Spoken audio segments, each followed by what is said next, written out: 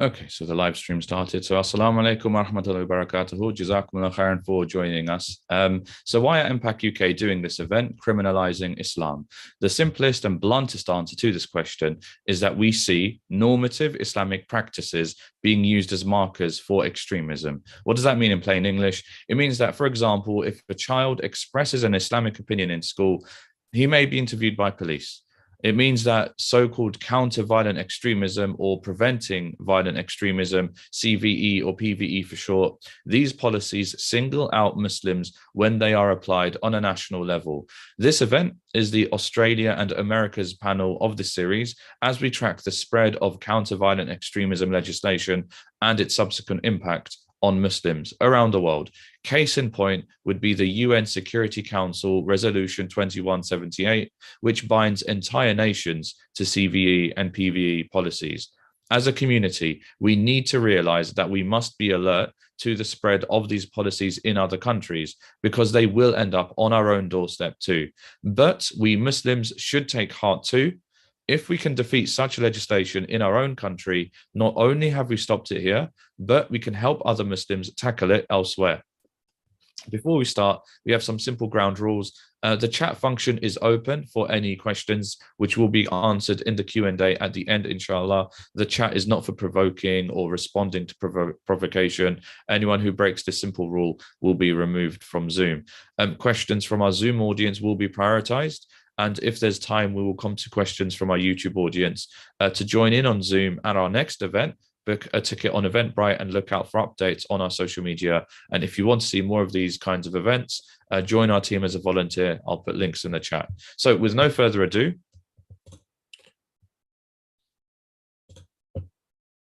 Adil Salman is the current president of the Islamic Council of Victoria, which is the peak representative body for Victoria's diverse Muslim community.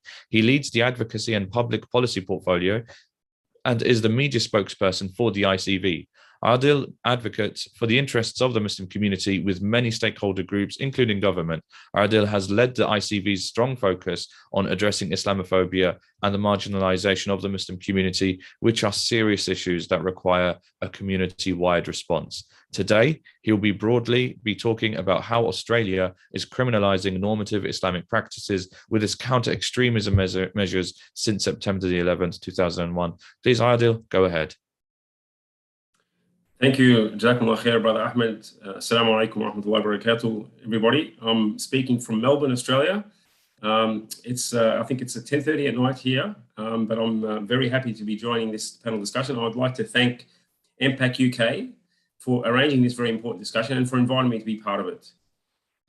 Here in Australia, our experience has been very similar to other Western nations, such as the UK and the US and Canada and elsewhere.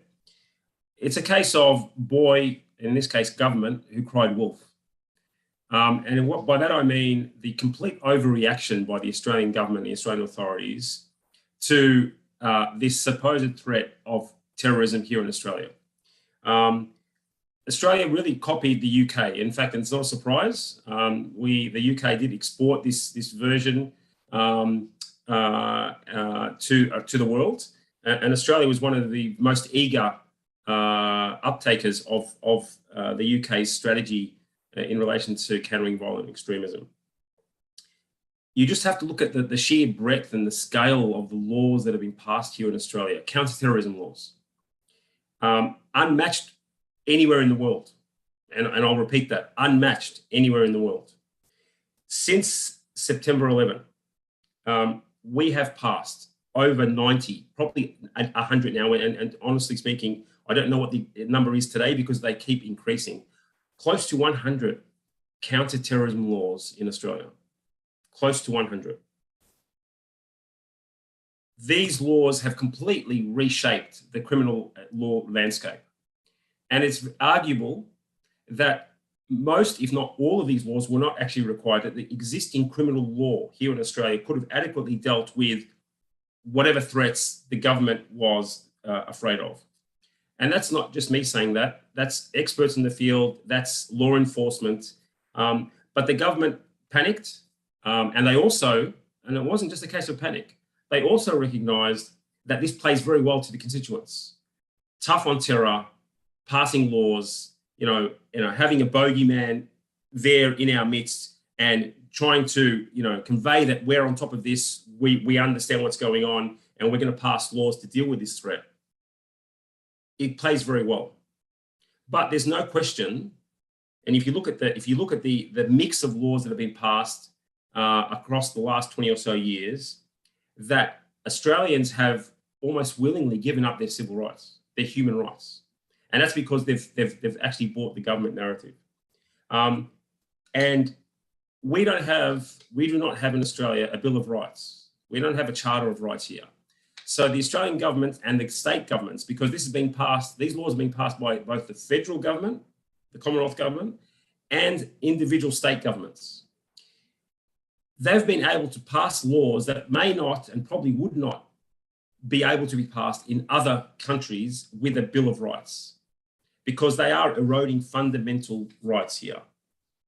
And there's no question at all that the primary victims and the targets of these laws are Muslims. There's no question about that.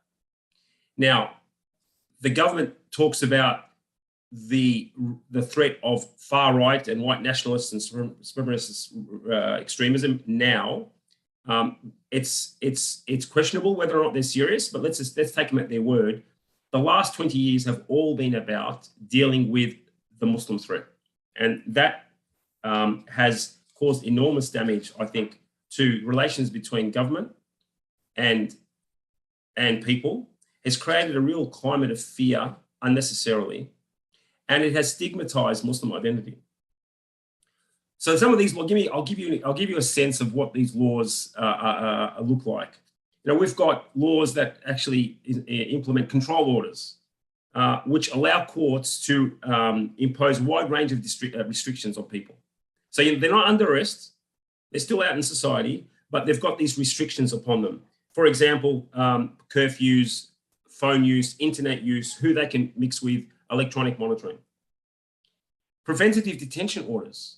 So someone could actually be held without charge for up to a couple of weeks, maybe more, to prevent a terrorist action or to protect evidence related to a terrorist case. Mandatory retention of data for up to 2 years by law enforcement without permission and without a warrant. Most recently, the government's passed a law that gives Australia's foreign intelligence services the right to spy on Australian citizens here in Australia. Not overseas, but here in Australia. And they've created this loophole, if you like, in basic, civil rights, in the sense that law enforcement can apply for, the intelligence agencies or law enforcement can apply for the right to spy on a group of people. And they need to seek individual warrants for that.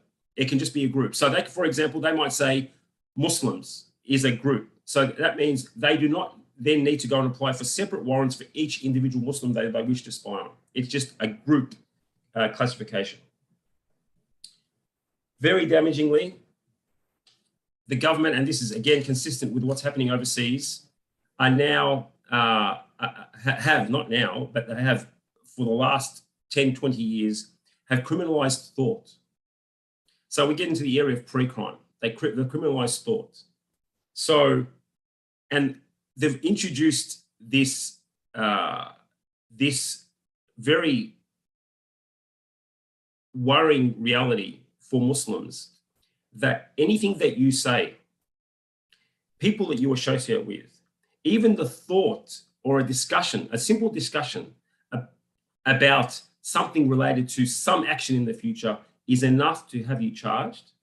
And the sentences for people who even have a conversation that is monitored and recorded is enough to get you a prison sentence that's equivalent to as if you have actually committed the crime. And the most worrying area of all is that these laws were meant to be extreme measures, emergency measures. They've now been normalized. So there's no end. So the government initially was saying, well, we need these laws because we've got an imminent threat. We need to act now. And you know, the subtext of that was these are emergency measures. They're not meant to be part of our ongoing legal landscape. But the reality is they are. They are. And they've continued on. And in fact, they're increasing. They're increasing now. And it's just accepted. It's now just accepted that the government has the right to continue to erode our civil liberties. Basic legal rights and basic legal principles like habeas corpus completely wiped out here. Detention of children. Police are able to detain children as young as 14 years old. They cannot do that if they suspect the child is planning or has committed or is planning to commit another serious crime. But for terrorism, anything to do with terrorism, they can detain a child for up to 14 days. And those who are caught up in this, often they actually don't know why they've been caught up. Their lawyers actually don't know why they've been caught up. And it becomes a real drama to actually work out and establish what are the facts of this? Why has my client, why have I been detained? Why have my civil liberties been deprived? To actually get an answer can often take a long, long time. The landscape of these laws and the sheer breadth of these laws and the scale has also given the police services wide latitude, incredibly wide latitude in terms of the tactics they deploy. So we have situations here in Australia where people, young Muslims, and they're predominantly young Muslims, are encouraged, induced, and actually entrapped. And we know cases where entrapment has actually happened. If it wasn't for the encouragement and the inducement and the facilitation of the undercover police operative, this action or this planning would never have gone ahead. The idea actually would never have germinated. But this is actually the reality here in Australia. We don't have anti-entrapment laws. It's not actually an offence. So the police can actually do that. So that's in relation to laws. I've given you a sort of a sense of the really, it's almost, it's an oppressive system of laws, but it's supported by the softer, and I'll use the word softer in quotation marks, CVE frameworks. And the two are connected, obviously, as we know. So CVE and counterterrorism, it's all part and parcel of the same approach. CVE criminalizes Muslim identity. I think we know that. It drives Islamophobia. We know that. If you are a Muslim and you identify as a Muslim, then you're placed somewhere on a spectrum. I call it the threatometer. You're either a Muslim who poses no threat because you look like the rest. You're not obviously political. You're not obviously religious. There's no obvious signs of your religiosity. You mix with people who are also of similar ilk or otherwise. So you're no threat. All the way through to you're too obviously Muslim. You're too obviously Muslim. You go to the wrong mosques, you're mixing with the wrong people, you say the wrong things, you're interested in the wrong things, you care too much about what's happening overseas, you care too much about what's happening in Syria and the slaughter of your co-religionists. You must be a threat. So Muslim identity has been criminalized, and Muslim youth suffer the most. They suffer the most. Young people are very, very engaged. They care about what's happening to their fellow Muslims here in Australia, but they equally care about what's happening overseas. And young Muslims have been forced to make a choice. Either I'm a good Muslim by government terms, or I'm a good Muslim full stop. And to be a good Muslim means you must care, and you must be passionate, and you must want to do something about what's happening to your fellow Muslims here or overseas. But they're given that choice. And the choice is often very stark. Often, they are told by the law enforcement, we are watching you. If you don't wind back and scale back and stop doing what you're doing or associating who you're associating with, then we'll take further action. And that ultimately could result in arrest or detention. The rules used to detect extremism and radicalization are, well, there's no evidentiary basis for these tools, for these methodologies. And what's even more worrying is that these tools are not being used, or often they're not being used by people who actually have any training. So the tools are flawed, but the people using them actually have no training. So just like the UK with Prevent, social workers, teachers, medical professionals, they've all been caught up in this, and they've all been told, you are required to detect. Now, it's not a statutory requirement here. It's not to the degree of the UK, but it's going in that direction. You are required to detect the signs of extremism and report people. And here's some tools for you. We'll give you a 2-hour training session, and away you go. We know that this has led to many false positives. In fact, the vast majority of reports are false positive. CVE is not ideologically neutral. We know that as well. In my view, it should be renamed Countering Perceived Muslim Extremism. It's not countering violent extremism. And that's mostly demonstrated in the response to right-wing extremism. And I use the word, we can use white supremacist, etc. But right-wing extremism, the response from the authorities has been very different. CVE research here in Australia, just like it is overseas in the UK, in Europe, and the US, and North America more generally, rewards academics and researchers who support the government narrative. Serious research into other causes and remedies of antisocial behaviour and criminal behaviour is deprioritised.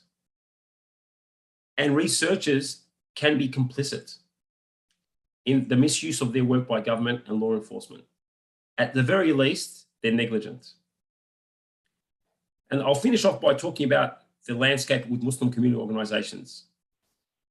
It is sad to say that Muslim community organisations are often complicit as well, wittingly or unwittingly, in this oppression and this persecution and this stigmatisation and marginalisation of young Muslims. Muslim community organisations, MCOs, are required to toe the party line. And in fact, they're very willing to. They're not forced to. That's where the money is. If they want a grant, they have to toe the government line. They can't be seen as being critical of government if they want to receive funding.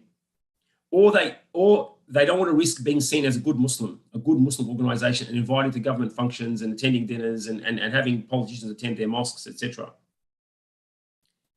Some Muslim leaders, religious leaders, are actually going even further than that. They're actually spying on their fellow Muslims. They're actually spying on their fellow Muslims and reporting to the police. And they're profiting from this. So we have religious leaders who are profiting from CVE. Profiting, literally. That's their livelihood.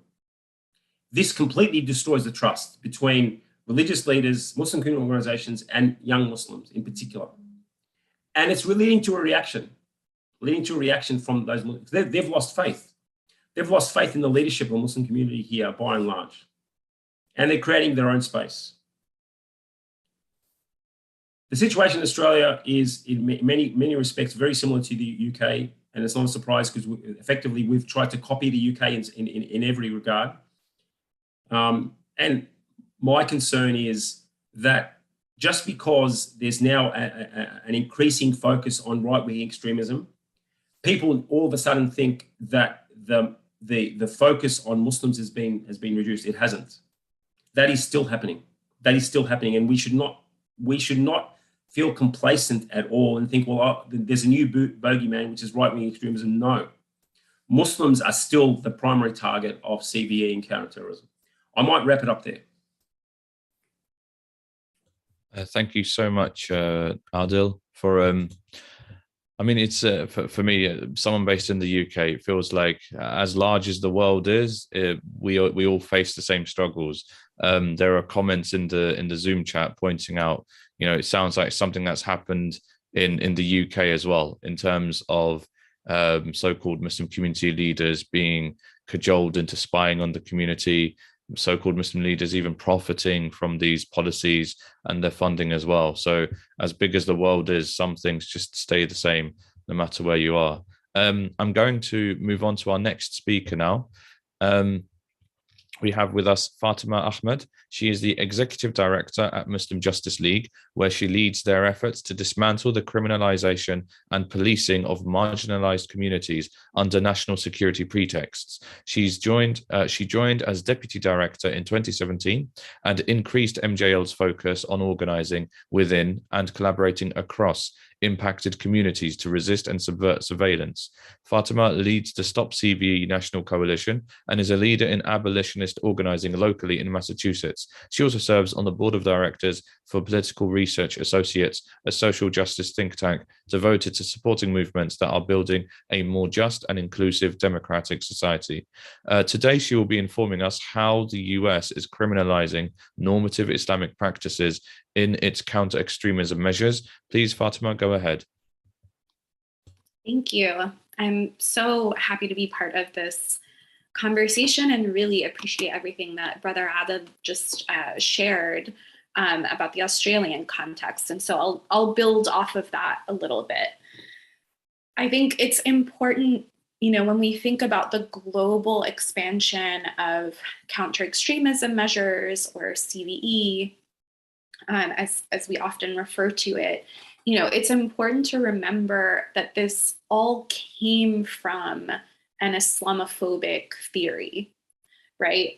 As Brother Adam mentioned, there's a current push to expand these measures to supposedly target white supremacy or right-wing violence, but people often don't understand that the very early concept, right, of radicalization theory or extremism was based on only looking at Muslims, right? It was truly a question from the Netherlands, from the New York Police Department, from the UK of what do we do about these Muslims, right? And so you have to know that it's rooted in that, it really started with that, to know that there is no form of this that will actually, target white supremacy. And so it's important also to know that, the New York Police Department, the NYPD, which is, an agency notorious for how racist and Islamophobic it is, was one of the, purveyors of CVE propaganda early on as the UK was developing its measures. The US version of this, has not actually gone as far as the UK and Australia. We don't have a requirement here of certain professions or social workers or service professionals to do this. It's still very much in the sort of build up and incentivizing phase where it's predominantly grants.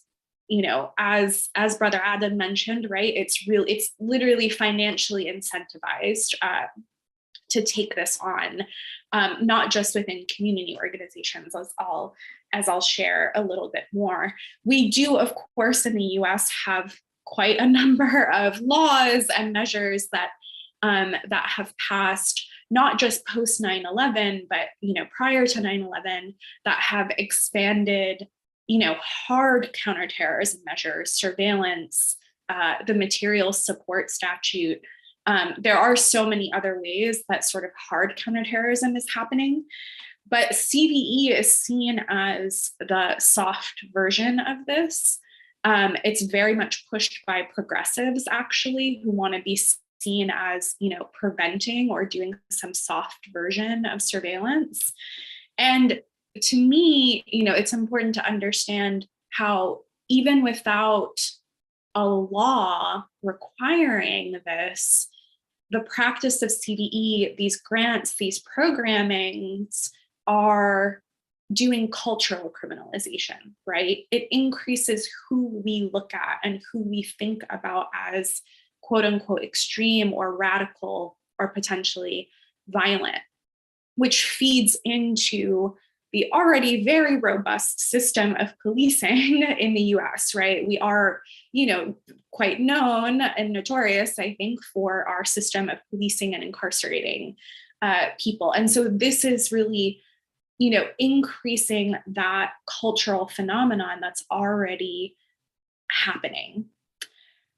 The way that that has happened is not just CVE, as it's branded, right, as it's known. And they've often actually renamed and rebranded the programming because Muslims have pushed back.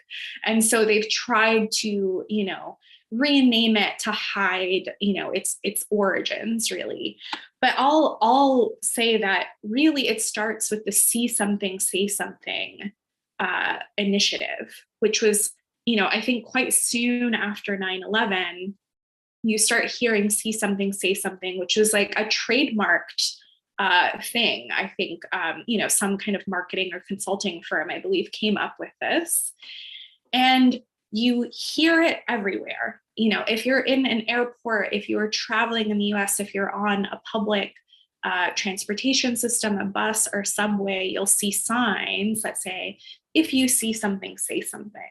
And we all know what that means, right? Nobody on my subway line when I go to work, if they see a white man harassing somebody, they are not going to say anything about it, right? Not just to law enforcement, not even to each other. People don't, necessarily step in. And we see that all of the time, right? And yet we also see people call the police in the US on Black, brown, Muslim people for just living their lives, for having a barbecue, for walking down the street, for trying to enter their own homes, right? And so you have this now branded, really like deep in our brains, post 9/11 concept of if you see something, say something, that's the good citizen thing to do, is to alert the authorities when you see something suspicious. And so it's actually institutionalizing everybody's racism and Islamophobia. It's saying, yes, go ahead and act on your suspicions. Make sure you let somebody know, right? And so I think, CVE is essentially doing that again on a massive scale. And as Brother Adam mentioned, it's incentivizing our own community members to do it. Many of these grants are going to Muslim organizations that work with refugees and immigrants, and similar groups who we should be able to trust, right? And some of them, are, unwittingly, think that this is a good thing and participating in it. And also some of them are saying, we really need funding to, help support the community and to do the work that we're doing. And we can't even get this money any other way. So what can we do? Some of them know, I think, that this is a problem, but that financial incentivization is really, unfortunately, quite strong. The other, major parts of how this is happening, and this mirrors what's happened in the UK, and I think places where this is a requirement, is there's a focus on youth, and then there's a focus on mental health. The mental health aspect is, again, another very bizarre cultural phenomenon of criminalizing mental health. People incorrectly believe that mental illness must be a sign of violence. I think that when people see, acts of violence, they think, well, that person must be mentally ill to have done something like that, even though that's often not true. And so unfortunately in the CVE framework, that's one of the big strands.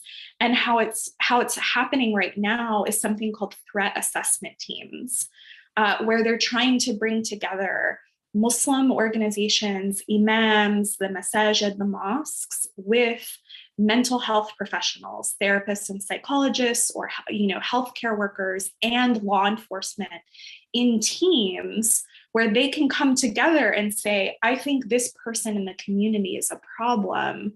What can we do about this? And they really think that they're doing something great, even though law enforcement are present for this. this person that you're bringing up is now known to law enforcement and now on their radar. And I do think a lot of people unwittingly participate in that because they're being told that this is a way to off-ramp people, that this is a way to prevent actual arrests and incarceration down the line. And of course, as we know, and I think our third speaker will speak to this, that's not true, right? Law enforcement is not invested in off-ramping people. The FBI in the US is very much invested in creating the perception that they, have prevented acts of violence just to build up their budget.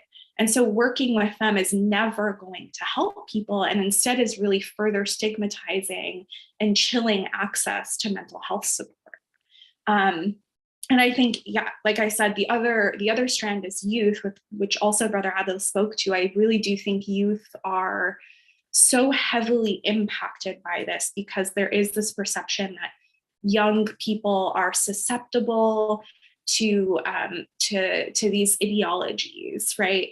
And it's not just religiosity. We can see with the early version of CVE in the US, it was really quite blatantly Islamophobic. It was quite absurd to look at the types of indicators they were putting out, right? Growing a beard, starting to wear hijab, going to the masjid more frequently. Just, really the most basic Muslim behaviors. But it wasn't just that, as Brother Adil mentioned, right? It's, a concern with foreign policy, right? It's a young person speaking up on Palestine. It's a young person going to a Black Lives Matter protest, right? It's that combination of religiosity and being political, right? They are very concerned about you also speaking out against the very practices that are happening through CVE. We've had many youth who've said, I want to organize against CVE. I want to speak out. But if I do, they will see me as extreme and they will see me as potentially violent. Like, how can I even, speak out against this? And so I think, it's important to know that also criminalizes our own community organizing and our own advocacy, right? It makes it hard to even say anything or do anything about this. And so the community becomes even more afraid, right? You're afraid to associate with other people, especially those who have been impacted. Anybody who has been surveilled or incarcerated is then, further isolated from the community. You're afraid to get mental health services because you don't know if your therapist is participating in this. You don't know if your teacher is participating in it. It really impacts people on so many levels, including religiosity, right? And our ability to express our religion, as well as all of these other freedoms and rights, which of course Muslims have that has been suppressed for quite some time. But I think people really don't understand how CVE is normalizing that. And then the last thing I will say, I alluded to this at the beginning, that this is rooted in Islamophobia. And so all of these efforts now to expand CVE practices to other people are not only ineffective, they're still very harmful. Now people are taking this bad theory, this terrible program, and saying, well, the Muslims have been upset about it, so why don't we target everybody so that it's not just Muslims? And we've said, no, that's actually not what we asked for. We said, get rid of the thing entirely. But instead, there's this perception that, well, we could use this against white supremacy. But the reality, again, is who will be seen as extreme? It's not extreme to be white supremacist in the US. Our institutions, our culture, all of that invokes white supremacy at so many levels. We know who will actually be policed, right? It's a young boy named Ahmed building a clock and bringing it to school, and then his teachers call the police on him because they think that he built a bomb. That's not happening to white children, and that's not going to happen. And we also know the way that it's framed, often the types of extremism, people will say that there's right wing, left wing, and then Islamic extremism, right? We're still singled out as our own, sort of unique flavor. And I have issues with the idea of right wing versus left wing extremism anyway. But that is all to say that expanding it to other people is actually just giving cover for this to continue, right? It is not going to address it in any way. We're not asking for equal opportunity surveillance or equal opportunity criminalization. We want to address this at its root. And so it's pertinent and important to get rid of the framework entirely. And I will wrap up there. Thank you. Thank you very much, Fatima, for really digging into the root of the issue here, which is PVE, CVE policies. They're rooted in Islamophobia.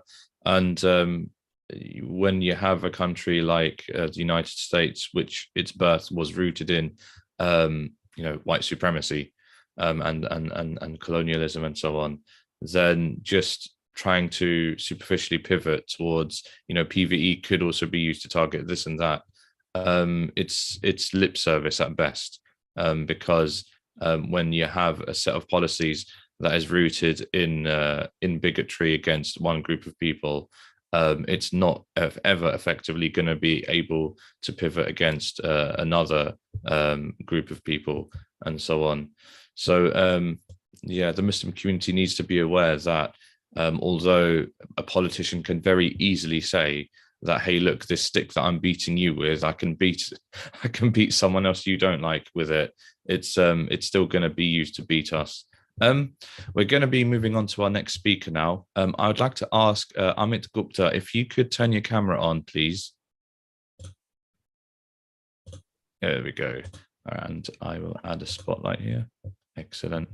And so Amit Gupta, he is a staff attorney for the Coalition for Civil Freedoms, an organization founded by and for the families of political prisoners targeted by overbroad, abusive, and discriminatory counter-terrorism laws.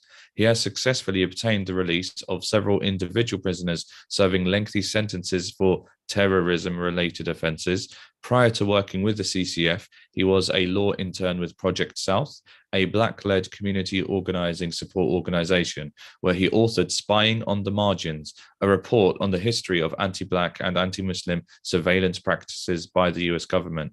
He has separately worked as a public defender and heads a private practice focused on challenging civil rights abuses. He obtained his Juris Doctor as an Institute for the International Law and Justice Scholar at the New York University School of Law and holds a BA in Politics and Middle Eastern Studies from Bard College.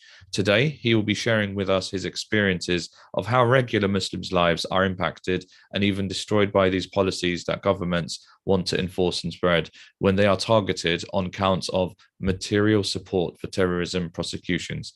Please, Amit, go ahead.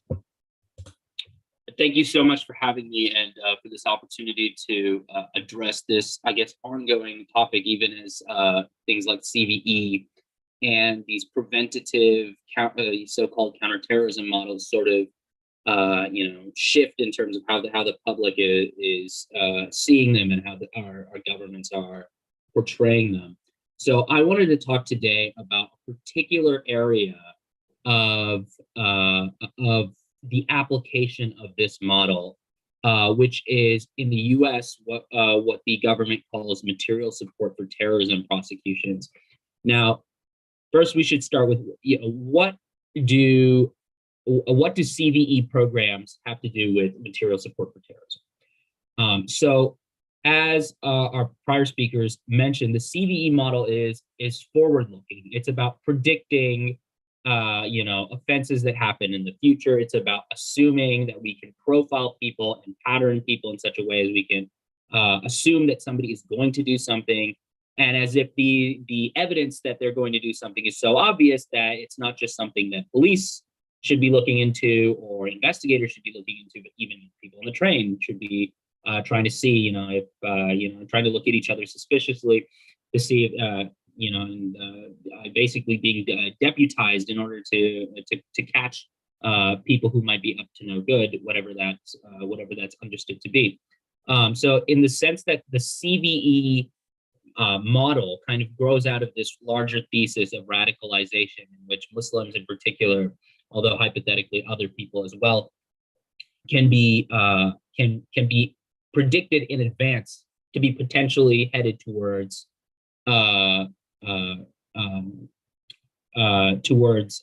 engaging in criminal activity, almost taken to a certain extent, even in the point of it being like a minority report situation where you can predict a crime before it's even happened, or at least claim to be able to do that. Material support laws are very much the enactment of those kinds of policies, essentially trying to put the minority report, prevent a crime before it's even happened, or before you can even really see it as a crime, into practice through statute.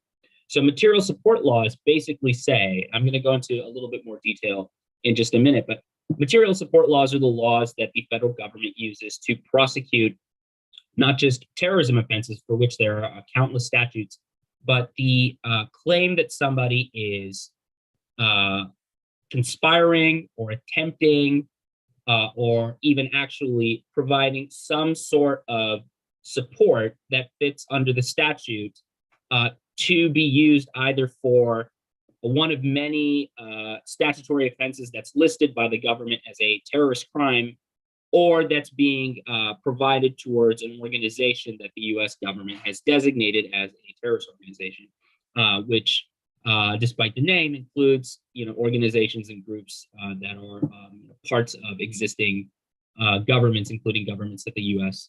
recognizes. So, how does that relate to this preventative model? Well, the further along the line that you can prosecute somebody for their actions, especially when it comes to things like conspiracy liability, allows you to push back the timeline to what has to be done before somebody's actions can be not only subject of prosecution, but even the subject of investigation. So if you're no longer looking to say this person is going to commit a crime, but now this person is potentially conspiring or agreeing in order to do something that might lead to a crime, or that might help someone commit a crime, or that might involve an additional involve some sort of crime being committed down the line, the government can essentially put the sort of thinking that underpins CVE programs into the process of actually prosecuting people for offenses. So I'm going to go into a little bit more detail about the two primary criminal prosecution laws that are used by the federal government here in the United States to carry out material support prosecutions. So the first of those laws is called 2339A. So this is a law banning material support for crimes of terrorism. That's a number of different statutes that the U.S. government has designated to be related to terrorism. So some of them are kind of straightforward. Some of these statutes are things like that I think in the common person's mind we would associate with terrorism, like hijacking airplanes. But other statutes are more broad, like things like conspiring to kill or maim people abroad and things like that. It's just statutes that fall under this very lengthy list of various offenses that the U.S. government has designated as terrorist crimes. Now, this statute was originally passed in 1994 as part of what's called the Victim Crime Control and Law Enforcement Act. So this is the same, like, very large-scale crime bill that's recently been the subject of a lot of discussion and criticism for contributing to the climate inside U.S. politics that permitted the growth of mass incarceration policies. So this was a law that was passed with apparently very little attention, particularly to this aspect of the prosecution. But essentially, this law allows the government to say that it is a crime to knowingly attempt, conspire, or actually provide, quote, material support or resources, or to conceal or disguise the provision of material support or resources knowing or intending that they be used for one of these many terrorism offenses. Now, the second law that's used in in these kinds of prosecutions is 2339B. So 2339B was aimed at stopping material support for quote unquote foreign terrorist organizations. Now, this law was passed very shortly after the Oklahoma City bombing, in which hundreds of people were killed when basically a disgruntled U.S. military veteran who had seen various large-scale police interventions in the U.S. that were very controversial, including the Waco siege as well as the Ruby Ridge standoff, and he carried out a bombing. And so in response to this large-scale bombing, they passed this law, which actually allowed the government to list groups of quote-unquote foreign terrorist organizations that are designated by the Secretary of State, and that now it wasn't just a crime to provide material support towards one of these many crimes or a conspiracy to carry out one of these crimes.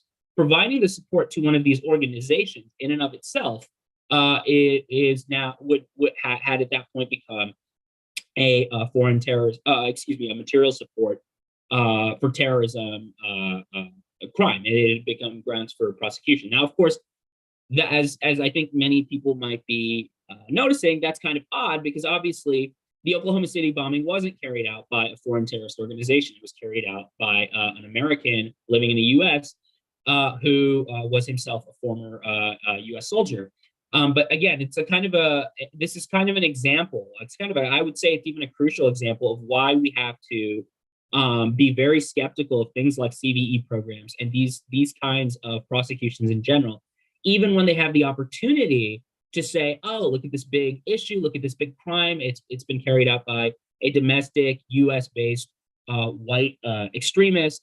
They will use the outrage and the fear just to expand their own ability to carry out prosecutions, including prosecutions that are aimed at people who don't fit that threat model.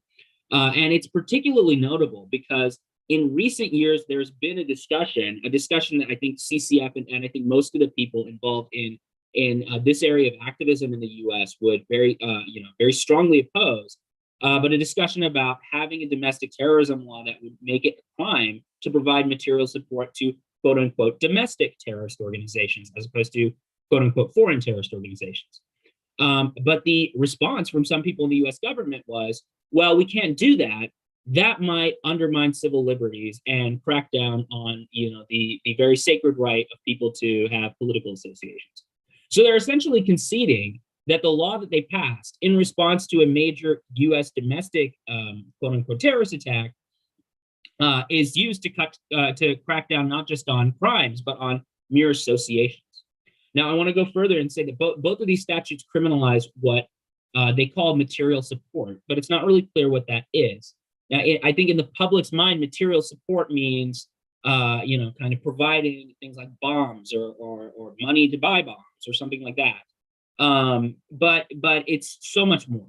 And particularly with the passage of the Patriot Act in the US after the 9/11 attacks, the expansion of what counts as providing material support either towards a crime of terrorism or a quote unquote terrorist organization has become extremely expansive.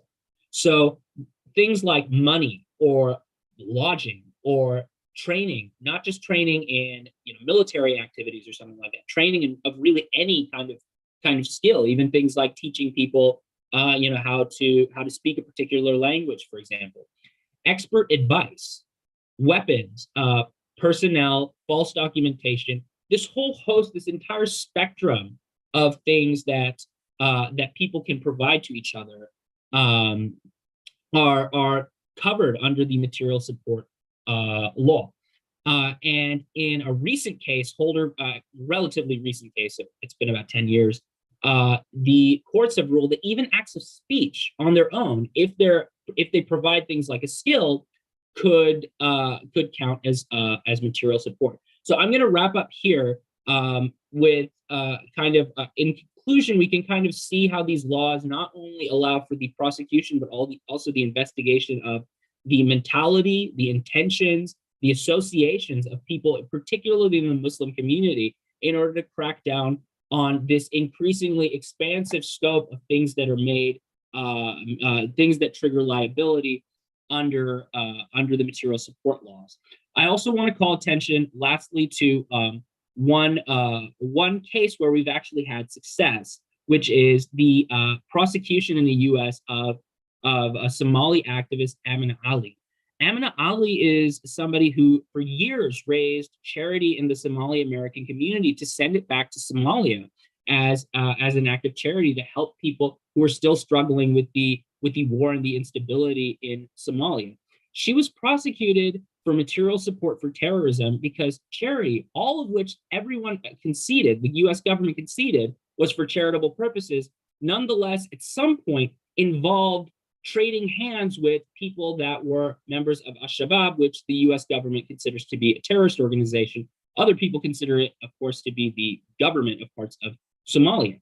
And in the process of prosecuting her, they went through all of her statements and her political support and things like this. So we'll actually be having, CCF will be hosting an event, a webinar just like this next Friday at 3 p.m.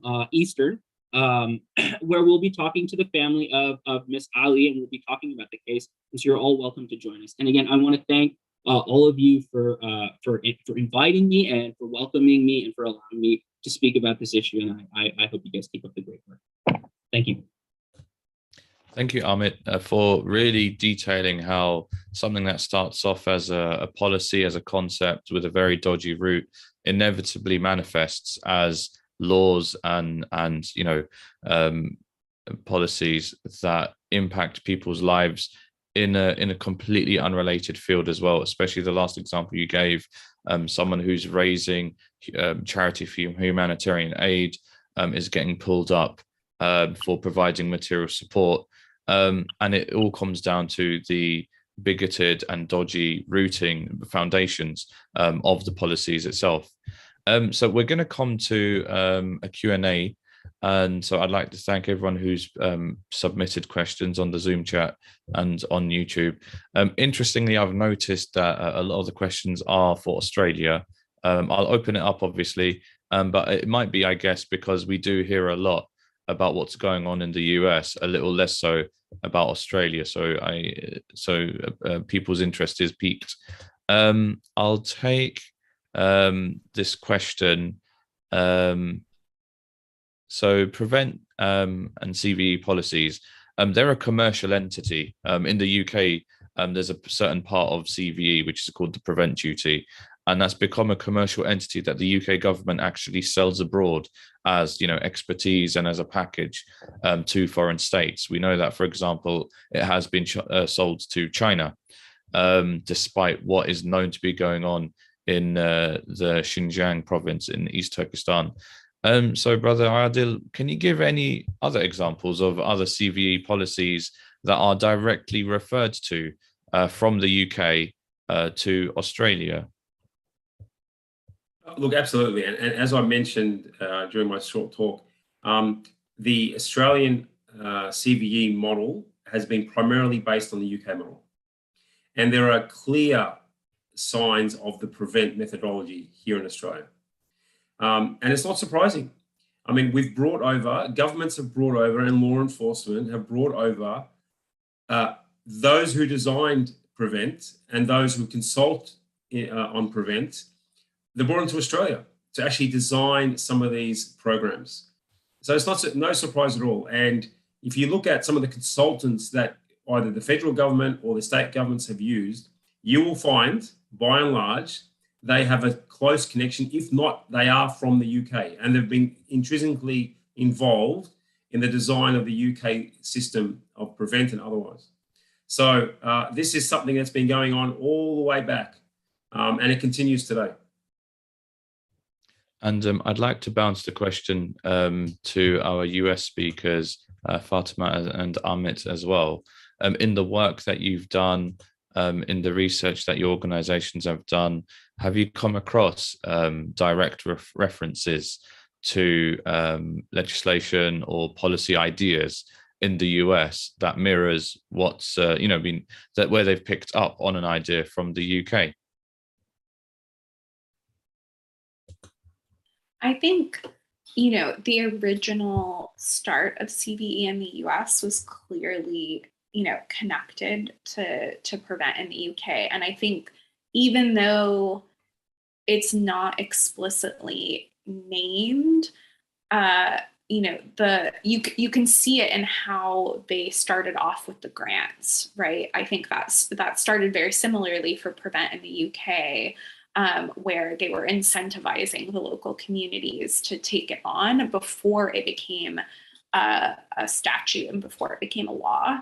And so that, to me, it was the really clear indicator that, obviously we're doing the same thing, even though in the US, it hasn't gone as far as Australia and the UK in terms of creating a law or, having mass reporting of people. But I think it's also important to know that once the US got wind of this and started it, of course, the US has actually exported it, globally through the US State Department and through just, the US's power over everyone, right? I think Obama actually went to a UN summit and was sort of the person to say that the UN needs to take this on and that everyone needs to participate. So even though, the US sort of modeled it initially after the UK, I think the US then also amplified it globally. And the State Department, gives out so much funding in Africa and everywhere to do CVE in Somalia and CVE in so many places. So also important to know, there's sort of the Western version of it that happens in the UK, US, and Australia that are very similar. And then there's also like that global expansion of it. And Amit, would you want to add anything to that? Not particularly, though I would just note that, when it comes to material support laws in particular, my understanding of UK law, and admittedly it's limited, is that they don't go quite as far. However, there are other areas of society in which the UK is more willing to just quite, more explicitly target people based on things like speech acts. And it's worth noting that it kind of reaches the same conclusion where the US may kind of expand material support laws in an effort to, kind of nominally at least, protect things like freedom of speech, whereas that balance is drawn differently in the UK. But nonetheless, I would say, yeah, I think it's worth kind of seeing these different policies as different strategies and different trade-offs towards really the same goal, which is to criminalize this community. Thank you, speakers, for your thoughts on that. I'm going to jump to another question that came from our Zoom chat. There's been a lot of focus on our youth. The CVE policies, they target youth, they target the education sector in terms of implementation and so on. Like in the UK, we know that there are organizations that take CVE funding, which then create social media channels to try and engage with youth directly and try to reform how they see themselves as Muslims and as British citizens and so on.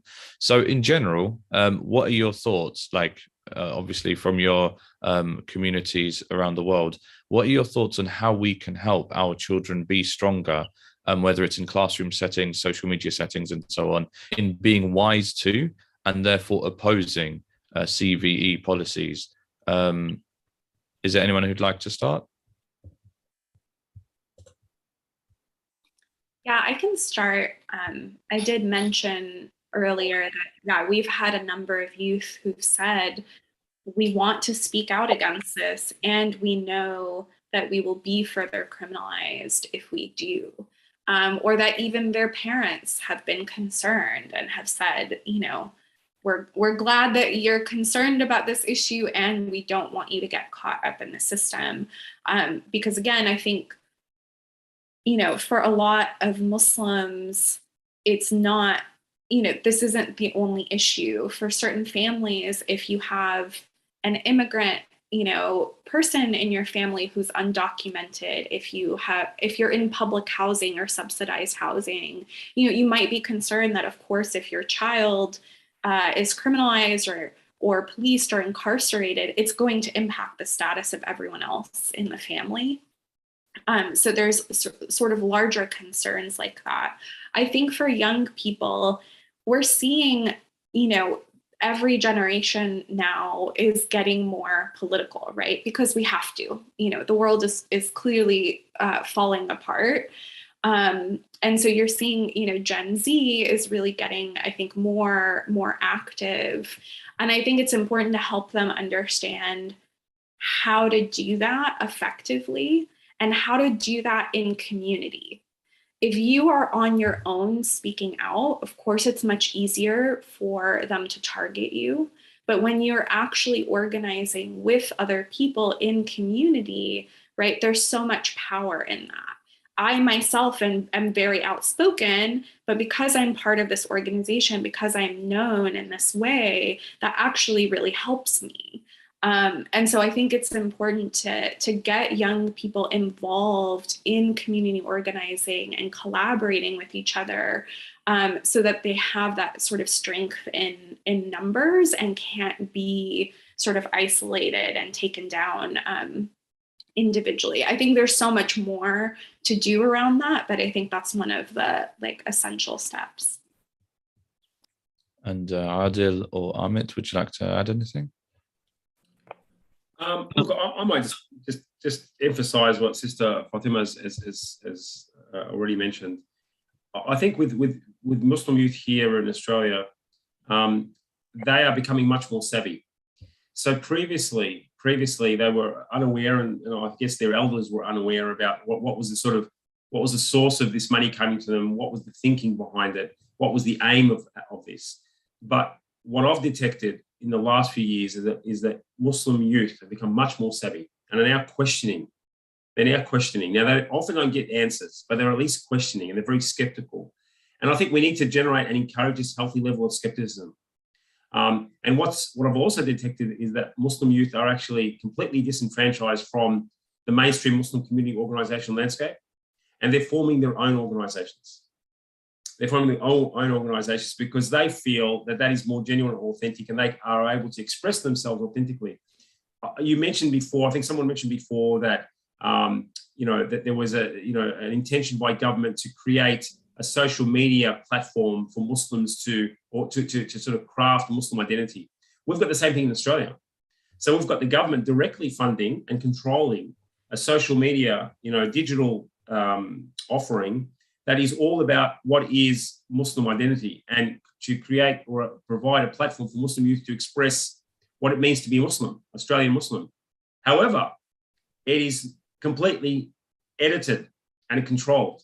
So a young Muslim who wants to express some particular political views and criticism, for example, of the Australian government in any way, shape or form, or empathy for what's happening for the Muslims overseas, that would not get on the platform. And that's a way in which the government is trying to, I guess, shape Muslim identity here in Australia. But encouraging these that Muslim youth have cottoned on. And so more and more now they're actually saying, well, we know what that's about and we won't be part of this. And they're now telling others about it. I think that's really the only way is for us to, I guess, encourage Muslim youth to take control.